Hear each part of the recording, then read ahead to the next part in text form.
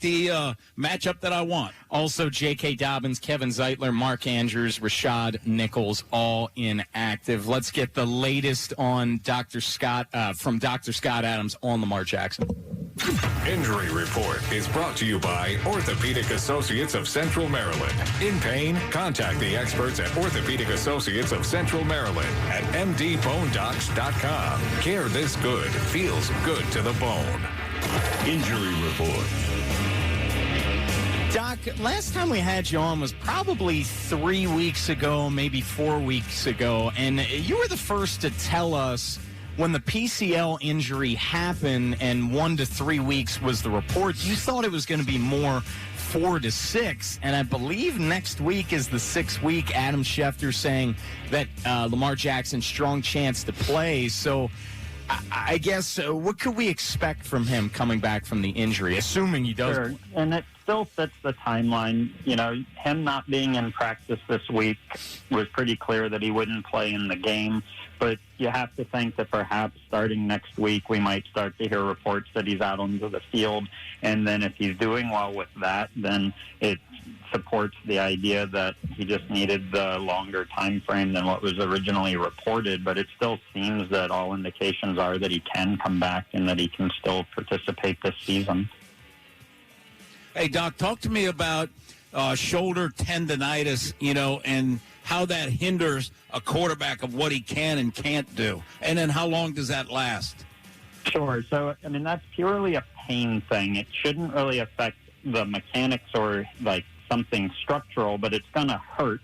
And he just needs time. You said it yourself during the inactives. He just needs the rest in order to get better. I don't think he's making anything permanently wrong or unfixable if he tries to play, but it may hurt. So the question is, can he throw it as accurate? Can he throw it as faster as well? We see this with certain shoulder injuries, such as like superior labrum tears, and one of the thoughts that when you begin to think of something structural is because accuracy or speed just isn't what it used to be. And so something like a tendonitis, which absolutely will get better with treatment and with time, could affect his accuracy, his speed. And if he does give it the time to improve, then it shouldn't cause him a problem in the future. So I'm assuming that, Doc, that he did not throw all week, just knowing that, they decided on Monday that Anthony Brown was playing, I'm guessing, and said, all right, we're going to let your shoulder rest for the whole week.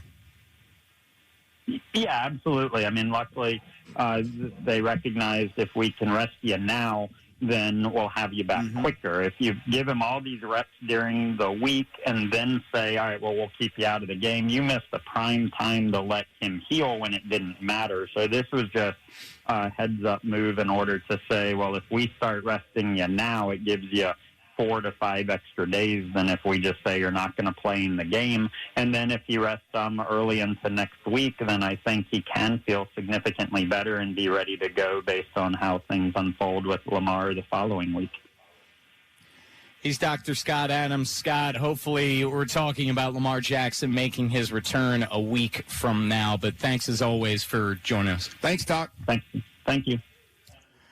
We're going to climb the depth chart after the break. A lot of Ravens are climbing the depth chart given the inactive list. Anthony Brown is set to make his first career NFL